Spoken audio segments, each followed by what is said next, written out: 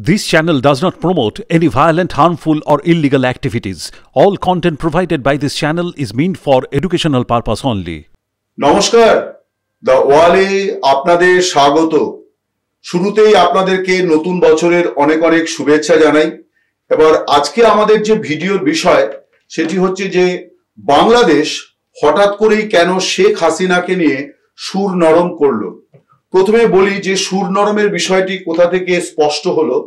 একটু আগে অর্থাৎ সোমবার সন্ধ্যায় ঢাকায় বাংলাদেশের পররাষ্ট্র উপদেষ্টা তৌহিদ হোসেন একটি সাংবাদিক বৈঠক করেছেন। তার আগে তিনি পররাষ্ট্র মন্ত্রকের অফিসারদের সঙ্গে একান্ত বৈঠক করেন এবং সেই বৈঠকের পর সাংবাদিক বৈঠকে খুব সঙ্গত কারণেই শেখ হাসিনার প্রত্যাবর্তনের বিষয়টি উত্থাপিত হয়।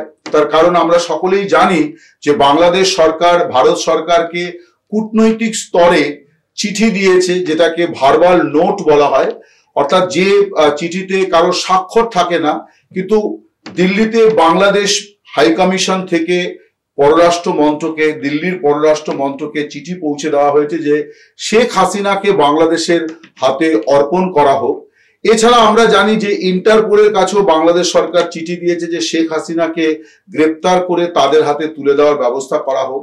এবং বিগত কয়েকদিন ধরে আমরা দেখছিলাম যে বাংলাদেশ সরকারের বিভিন্ন স্তরের উপদেষ্টা এবং সরকারি কর্মকর্তাদের মধ্যেও একটা কথাবার্তার মধ্যে একটা মেজাজ ছিল যে শেখ হাসিনাকে ফেরত নেওয়াটা তাদের একটা বিরাট বড় অগ্রাধিকার।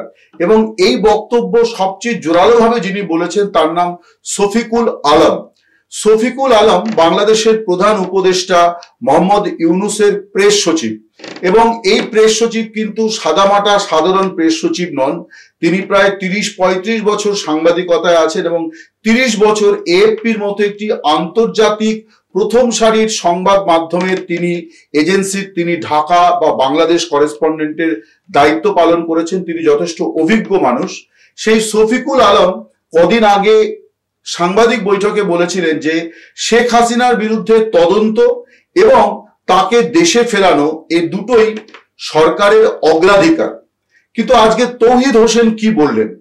তৌহিদ হোসেন এই বিষয়ে বললেন যে শেখ হাসিনাকে প্রত্যাবর্তন অর্থাৎ ফিরিয়ে আনা এটা একটা ইস্যু, কিন্তু ভারতের সঙ্গে বাংলাদেশের আরো অনেক ইস্যু আছে। সব ইস্যু নিয়েই তারা আলোচনা এগিয়ে নিয়ে যেতে চান। এবং শুধু তাই নয়, তিনি 3টি দেশের নাম করেছেন, বলেছেন মার্কিন যুক্তরাষ্ট্র, চীন এবং ভারত। এই 3টি দেশের সঙ্গে বাংলাদেশ সম্পর্ক এগিয়ে নিয়ে যেতে মানে খুবই আগ্রহী, অর্থাৎ অন্তর্বর্তী সরকার এই 3টি দেশের সঙ্গে সম্পর্ককে বাড়তি গুরুত্ব দেয় এবং 2025-এ এই 3 দেশের সঙ্গে সুসম্পর্ক বজায় রাখাটা বাংলাদেশের অন্তর্বর্তী সরকারের অগ্রাধিকার। অর্থাৎ 3টি দেশের মধ্যে ভারত অন্যতম। কিন্তু এই তৌহিদ হোসেনের মুখেই আমরা কিন্তু কদিন আগেও যে কথাগুলি শুনছিলাম সেখানে একটা প্রাক শর্ত ছিল যে ভারতের সঙ্গে সম্পর্কের ক্ষেত্রে তারা বলছিলেন সমমর্যাদার কথা। প্রশ্ন হচ্ছে যে সমমর্যাদা এটা আলাদা করে বলার প্রয়োজন হয় না, কারণ দুটি দেশের মধ্যে সবসময় সমমর্যাদা সম্পর্কই কূটনীতিতে কাম্য। কিন্তু আলাদা করে যখন এটা বলা হচ্ছিল তখন আসলে ভারতকে খানিকটা অভিযুক্ত করা হচ্ছিল যে ভারত বাংলাদেশকে যথেষ্ট মর্যাদা দেয় না। এবং এই অভিযোগটা বলা হয় যে শেখ হাসিনা যখন বাংলাদেশের প্রধানমন্ত্রী ছিলেন তার বিদেশ নীতি ছিল অনেকটা আত্মসমর্পণবাদী, অর্থাৎ তিনি ভারতের সঙ্গে আপোষ করে চলছিলেন। কিন্তু এখনকার সরকার আপোষের রাস্তায় হাঁটবে না। আজকে দেখা গেল যে তৌহিদ হোসেনের প্রতিক্রিয়া অত্যন্ত সংক্ষিপ্ত। তিনি শুধুমাত্র 2টি লাইন বলেছেন যে হাসিনাকে ফেরানো একটা ইস্যু, এছাড়াও ভারতের সঙ্গে বাংলাদেশের অনেক ইস্যু আছে। অর্থাৎ অগ্রাধিকারটা যে কথাটা শফিকুল আলম বলেছিলেন সেটি তৌহিদ হোসেন কিন্তু বলছেন না যে হাসিনাকে ফেরানো অগ্রাধিকার। এখন প্রশ্ন হচ্ছে যে কেন বাংলাদেশ সরকার হঠাৎ করে সাবেক প্রধানমন্ত্রী সম্পর্কে সুর নরম করে ফেললেন? তার একটা প্রধানতম কারণ হচ্ছে যে হাসিনা যে পরিস্থিতিতে দেশ ছেড়ে আছেন এবং তার যে স্ট্যাটাস এবং তার বিরুদ্ধে যে অভিযোগ, এই সবগুলো নিয়ে যদি পর্যালোচনা করা যায় তাহলে দেখা যাচ্ছে যে ভারত সরকার কোনো অবস্থাতেই বাংলাদেশ সরকারের কথায় শেখ হাসিনাকে ঢাকার হাতে প্রত্যর্পণ করতে বাধ্য নয়। এবং বাধ্য তো নয়, এমনকি তারা এই বিষয়টি বিবেচনা করতেও খুব একটা আগ্রহী হবে কিনা তা নিয়েও সংশয় আছে। তার কারণগুলি আমি এক এক করে আপনাদের বলি। প্রথমত, শেখ হাসিনা পালিয়ে এসছেন, এই যে কথাটি, এটি একটি রাজনৈতিক বক্তব্য যে তিনি দেশ থেকে পালিয়ে গিয়েছেন। কিন্তু আপনি যদি আইন এবং কূটনীতির দৃষ্টিকোণ থেকে দেখেন, তাহলে শেখ হাসিনা পালাননি। কেন পালাননি? না, তাকে বাংলাদেশ বিমান বাহিনীর বিমান তাকে দিল্লির কাছে হিন্ডেন বিমানবন্দরে নামিয়ে দিয়ে গেছে, অর্থাৎ বাংলাদেশ সেনাবাহিনীর বিমান তারা এসে তাকে পৌঁছে দিয়ে গেছে প্রধানমন্ত্রীকে। স্বভাবতই তিনি পালিয়ে চলে এসেছেন এ কথাটি বলা যাবে না। এটি হচ্ছে একটা বড় বিষয়। দুই হচ্ছে, শেখ হাসিনার বিরুদ্ধে অসংখ্য অভিযোগের কথা বলা হচ্ছে।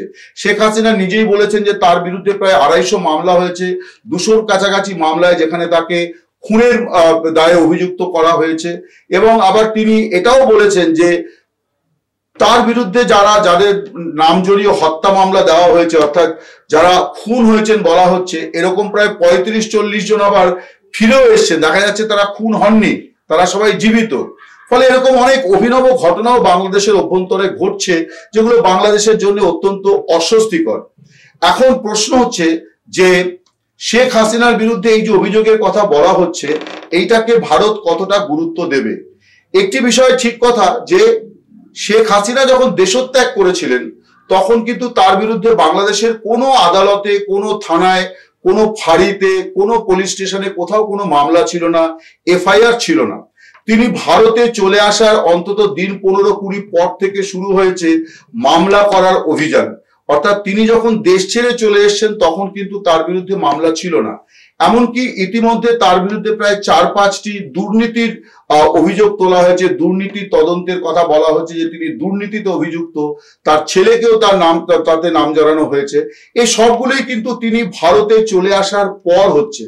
অর্থাৎ যখন তিনি দেশে নেই তখন তাকে উদ্দেশ্য করে যার যা ইচ্ছে হচ্ছে ইট পাটকেল ছুটছেন, কুৎসা রটাচ্ছেন, কুৎসা ছুটছেন। ভারত একটা দায়িত্বশীল গণতান্ত্রিক রাষ্ট্র, তারা কিন্তু এই রকম আলগা অভিযোগের ভিত্তিতে একজন সাবেক প্রধানমন্ত্রী এবং এই উপমহাদেশের একটি গুরুত্বপূর্ণ দল আওয়ামী লীগ, যারা একটি দেশকে স্বাধীনতার লড়াইয়ের নেতৃত্ব দিয়েছে, সেরকম একটি দলের নেত্রীকে এইরকম কিছু উটকো অভিযোগের ভিত্তিতে কখনো প্রত্যর্পণ করতে পারে না।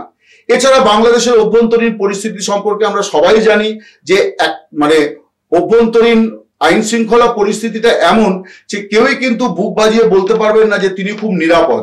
তিনি যত ক্ষমতাবান, যত গুরুত্বপূর্ণ পদেই থাকুন না কেন, পরিস্থিতিটা এমন যে কেউই সেই অর্থে নিরাপদ নয়।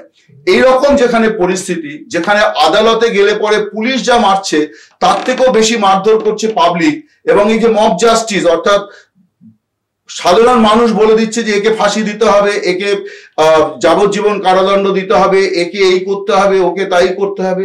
এই যে দেশ জুড়ে যে অরাজকতা চলছে, এইরকম একটা পরিস্থিতিতে তো কোনো মতেই একজন রাজনীতিবিদ তার বিরুদ্ধে যত অভিযোগই থাকুক, এই মুহূর্তে তাকে কিন্তু প্রত্যর্পণ করা সম্ভব নয়। ফলে বাংলাদেশ এটা বুঝে গিয়েছে যে তার অনেক দুর্বলতা আছে শেখ হাসিনাকে ফেরানো নিয়ে। এই নিয়ে কোনো জেদাজেদি করার জায়গায় তারা নেই, বরং ভারতের সঙ্গে যদি তারা পায়ে পা দিয়ে ঝগড়া করার চেষ্টা করে, তাহলে দেশে অন্য ধরনের পরিস্থিতি তৈরি হবে।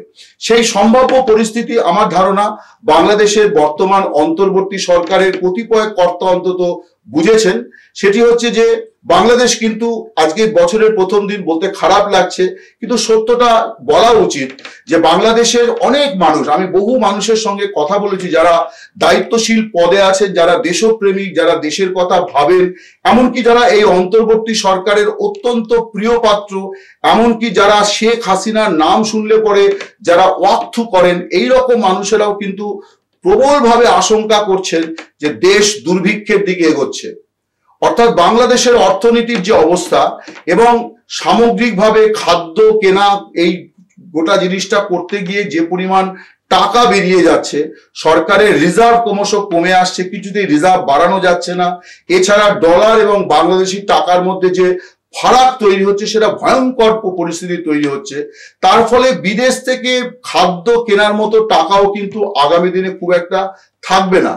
ইতিমধ্যেই আমরা এর আগে আমি একটি ভিডিওতে বলেছিলাম যে প্রায় 17 লাখ লোক আছেন যাদের কিন্তু এখনই রাষ্ট্র যদি তাদের দায়িত্ব না নেয় তাহলে তারা বেশি দিন কিন্তু নিজেদেরকে চালিত করতে পারবেন না, অনাহারে মৃত্যু অবশ্যম্ভাবী হয়ে দাঁড়াবে।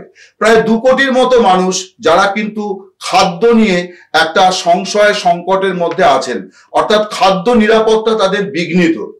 আপনারা নিশ্চয়ই লক্ষ্য করেছেন, এটা কোনো ভালো মানুষই নয়, এটা প্রতিবেশীর প্রতি কর্তব্যই বটে যে ভারত, এই যে ভারত বাংলাদেশ বিবাদ চলছে, জাতীয় পতাকার অবমাননা মাঝখানে কদিন হলো, জাতীয় প্রতীকের অবমাননা হলো, দুপারেই এই ঘটনা ঘটলো। তারপরেও ভারত সরকার কিন্তু বাংলাদেশে তার প্রতিশ্রুতি মতো চাল পাঠাচ্ছে, পেঁয়াজ পাঠাচ্ছে, আলু পাঠাচ্ছে, আরো নানান জিনিস পাঠাচ্ছে। আমি বলছি না যে এটা কোনো দান খয়রাতি, কারণ এটা বাণিজ্য, দুটো দেশের মধ্যে কূটনৈতিক সম্পর্ক আছে, এর ফলে ভারতও লাভবান হচ্ছে, বাংলাদেশের মার্কেটটাতে সে ব্যবহার করতে পারছে, সেখানে ভারতীয় পেঁয়াজ যাচ্ছে, ভারতীয় আলু যাচ্ছে। আমি এটাকে দয়ার দান মনে করি না, কিন্তু ভারত সরকারের যে অর্থনীতি বা তার যা সক্ষমতা, তাতে বাংলাদেশের এই মার্কেটটা চলে গেলেও ভারতের রপ্তানি বাণিজ্য যে বিরাট ভাবে মার খেয়ে যাবে এমনটিও নয়। ফলে ভারত সরকার মনে করতেই পারতো যে বাংলাদেশের অভ্যন্তর থেকে যে ধরনের ঘটনাবলীর খবর আসছে এবং ভারত বিরোধী যে সুর ওখানে চড়েছে এবং যেটা দমনে সরকার কোনো পদক্ষেপ করছে না, তাতে ভারত এইরকম একটা সিদ্ধান্ত নিতেই পারতো এবং দেশের অভ্যন্তরে কতিপয় রাজনৈতিক দলের চাপও আছে যে বাংলাদেশকে রপ্তানি বন্ধ করো, চাল দেওয়া যাবে না, গম দেওয়া যাবে না, পেঁয়াজ দেওয়া যাবে না, আলু দেওয়া যাবে না। আমরা এটা মনে করি না, আমরা মনে করি যে এই ধরনের কোনো পদক্ষেপ করার কোনো প্রশ্নই ওঠে না। বাংলাদেশের মানুষ আমরা নিকটতম প্রতিবেশী, তারা অনাহারে থাকবে, তারা খাদ্য সংকটে পড়বে, এটা আমাদের জন্য মোটেই সুখকর নয়। কিন্তু আমার মনে হচ্ছে যে বাংলাদেশের গুরুত্বপূর্ণ পদাধিকারীরা, সরকারি পদাধিকারীরা এতদিনে রিয়ালাইজ করেছে যে ভারত সরকারের সঙ্গে পায়ে পা দিয়ে ঝগড়া করাটা খুব বুদ্ধিমানের কাজ হবে না, বরং সেটা হয়ে যাবে খানিকটা কালিদাসী সিদ্ধান্ত, অর্থাৎ যে ডালে বসে আছেন সেই ডালই কাটছেন। তার কারণ ভারত নিকট প্রতিবেশী শুধু নয়, ভারতের যে দীর্ঘদিনের যে ঐতিহ্য, অর্থাৎ বাংলাদেশকে বিপদে আপদে পাশে দাঁড়ানো, সেইটা কিন্তু ভারত এখনো পর্যন্ত করে চলেছে। ফলে কোনো একটি ঘটনাকে কেন্দ্র করে সাময়িক উত্তেজনা উত্তাপ তৈরি হলেও সেটাকে অগ্নিসংযোগ বা অগ্নুৎপাত বলে ধরে নেওয়াটা মারাত্মক ভুল হবে। এটা হয়তো বাংলাদেশের পদাধিকারীরা, এই মুহূর্তে দায়িত্বশীল ব্যক্তিরা বুঝেছেন।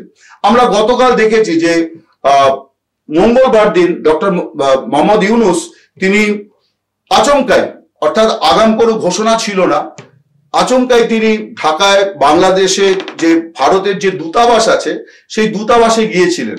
সাবেক প্রধানমন্ত্রী, ভারতের সাবেক প্রধানমন্ত্রী মনমোহন সিং তার স্মৃতির প্রতি শ্রদ্ধা জানাতে তার প্রতিকৃতিতে ফুলমালা দিয়ে তিনি শ্রদ্ধা জানিয়েছেন। সেখানে তিনি ওই স্মরণিকাতে তিনি তার মন্তব্য লিখেছেন এবং এই যে গোটা বিষয়টি, এটি নিয়ে অনেকেই বলছেন যে এটা ঠিক যে জিম কার্টারের প্রতি শ্রদ্ধা জানাতে তিনি মার্কিন দূতাবাসেও গিয়েছিলেন, কিন্তু অনেকেই বলছেন যে একজন সাবেক প্রধানমন্ত্রী বা সাবেক প্রেসিডেন্টের ক্ষেত্রে রাষ্ট্রপ্রধানের এইরকম চলে যাওয়াটা খুব সাধারণভাবে হয় না, এমনকি এই ব্যাপারে কোনো প্রোটোকলও নেই।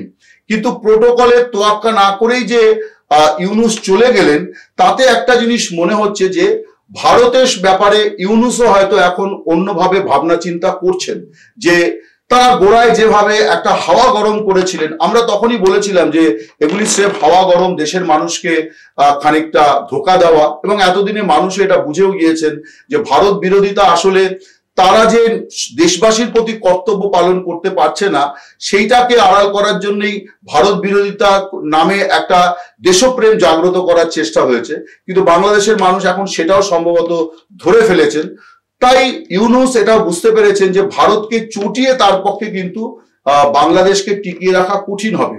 স্বভাবতই আমার মনে হয় যে তৌহিদ হোসেন তিনি এমনিতে একটু সফট স্পোকেন ব্যক্তি, তিনি খুব একটা মারকাটারি কথাবার্তা বলা পছন্দ করেন না।